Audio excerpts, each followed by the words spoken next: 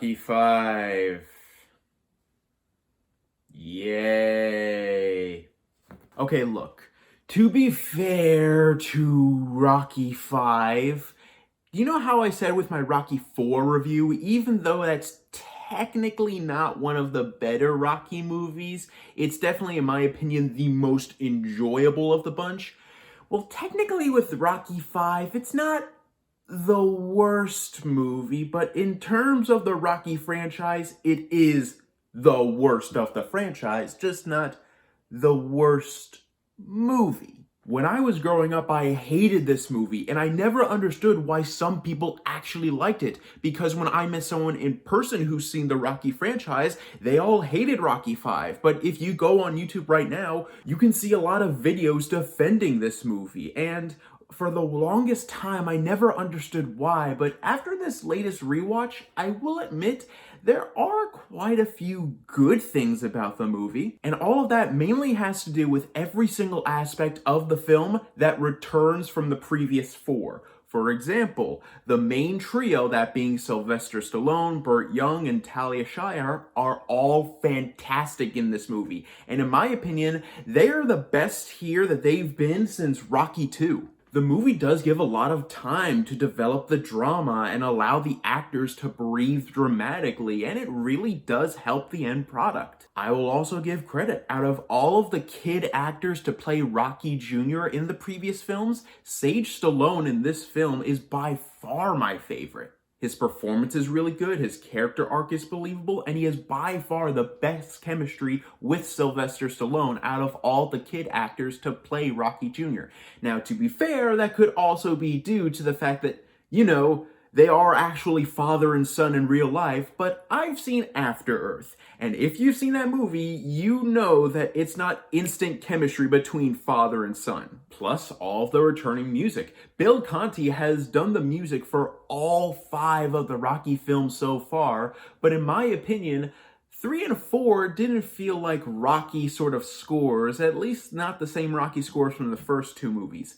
In this one, all of the scores from the first 2 movies do return in this film, and they are welcome returns. Like when they're doing a recap of the previous Rocky vs. Drago fight, they put in Conquest from the second film over those scenes. And don't get me wrong, even from the 4th movie, I loved the Rocky vs. Drago fight, but in this movie, when they're recapping it, just putting in that classic Rocky score over those scenes just makes it feel like a warm hug from an old friend, like, yeah, this is right, this is how it should be. So basically what I'm saying is, everything that returns from the previous films in this film, I really liked.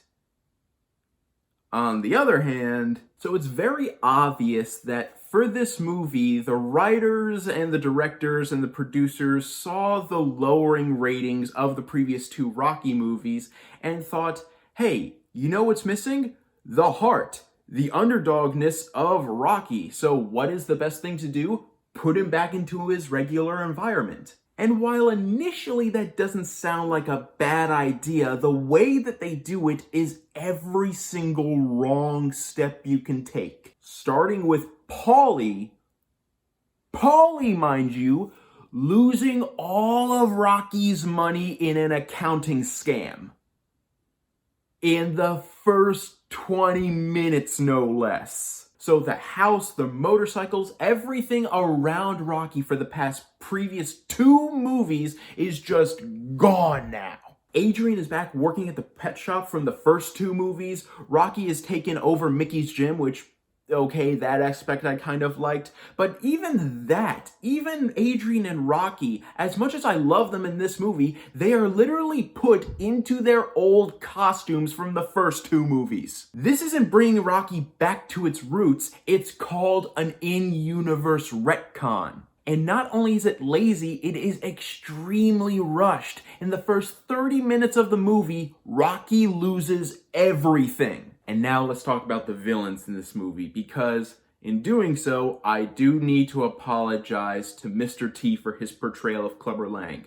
Because compared to the villains in this movie, Clubber Lang looks like Darth Vader or Hannibal Lecter or something like that. George Duke, the overly rich promoter, is one of the most obnoxious, annoying, and over-the-top villains I've ever seen. And I know that's kind of the point, but his whole motivation is not only just do it for the money, but he has no subtlety behind his motivation whatsoever. I remember the promoter from the first movie, and he was slimy and money-grubbing, but he also had a touch of subtlety to him that made him very realistic. Here, for as much as this movie wants to quote-unquote go back to Rocky's roots, this guy just sticks out like a sore thumb. And it only gets worse when we're introduced to Tommy Gunn, played by the at-time real-life boxer Tommy Morrison. I'm sure this guy was a fantastic fighter, rest in peace to him, but an actor he is not. He is just so wooden in this movie, especially in his earlier scenes when he's with Rocky and he's supposed to be very enthusiastic and a big up-and-comer, and it just feels so fake. Sylvester Stallone is clearly just giving it his all in these scenes, trying to be as enthusiastic as possible, and Tommy Gunn is supposed to match the enthusiasm, whereas Tommy Morrison just feels so wooden and bland. And it doesn't help the fact that before we see Rocky start to train Tommy into what is going to be the heavyweight champion of the world, we barely know anything about Tommy. We get 2 quick scenes of him trying to tell the Balboa family his backstory, and that's it. For God's sake, Drago had more development. Clubber Lang had slightly more development. And he's such a bland character that you already know he's going to turn against Rocky sometime in the movie, and when he finally does, you don't care. You saw it coming, and his relationship with Rocky and Rocky's family is so paper thin that it doesn't hit you in the slightest. No matter how hard Stallone is trying to convey the heartbreak of the situation in terms of Rocky's situation when it comes to Tommy Gunn's portrayal, it means nothing because Tommy is such a boring character and the performance is so bland and one note. And the writing is just so predictable. We get 2 scenes of quick development with Tommy, that's it, and then montage through Tommy Gunn's winning streak. And I know what some of you are thinking. Wait, wasn't I loving the same thing about the 4th movie? Nothing but montage? Well, yeah, because the montages in the 4th movie had great music to go along with it. Even though I love Bill Conti's returning score for this movie, everything new about the score is awful. Most of the Rocky scores have felt big and gigantic, and yeah, they could be cheesy, but they were always a spectacle to listen to. Here, all of the new music is nothing but hip-hop and rap for some reason. Literally, when they return to Philadelphia, they start to play the beginnings of Take It Back from the first 2 movies, and then all of a sudden they transition to a hip-hop rap remix of it. There were so many times in the last fight of this movie that sounded exactly like they were about to break out I Got the Power. And speaking of that end fight, again, I must apologize to Rocky 3 because even though the fight in that movie only lasted 3 rounds, the fight in this movie doesn't even take place in a boxing ring. It's a street fight. Think about that. A Rocky movie where the end fight is a street fight. The film series that glorified boxing, that glorified the boxer, and the 5th movie ends in a street brawl where the 2 main characters, Tommy Gunn and Rocky, barely even pull out any boxing moves. Unique? Maybe. Stupid?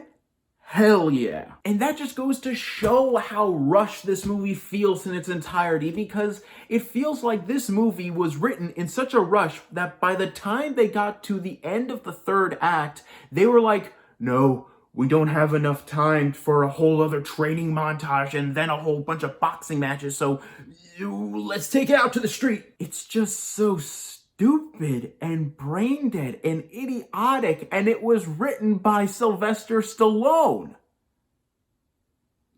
Why? I don't like this movie. Again, technically speaking, this movie is not the worst in general, but it is the worst in Rocky. The returning characters and actors all give great performances, and the returning music from the first two films is a welcomed addition. But the pacing feels so rushed and soulless, the villains are so generic and boring, and the story is so predictable and convoluted. I've definitely come around to it more over the years, but there's one thing that still remains the same. This movie is sure as hell not for me. I'm going to give Rocky V a C-. Well guys, thank you so much for watching, and let me know in the comments down below, what is your least favorite entry in a movie franchise that you absolutely love? For me, even though I'm not the biggest fan of Rocky V, hands down, Attack of the Clones is the worst Star Wars movie for me. I know a lot of people like it. I know there are tons of video essays explaining why it's not that bad of a movie, but just like Rocky V, my only response to that is, I don't get it. Thank you guys so much for watching. You guys are the best. And don't forget to click subscribe and click the bell icon down below to stay updated on all things movie, all things TV, all things nerd.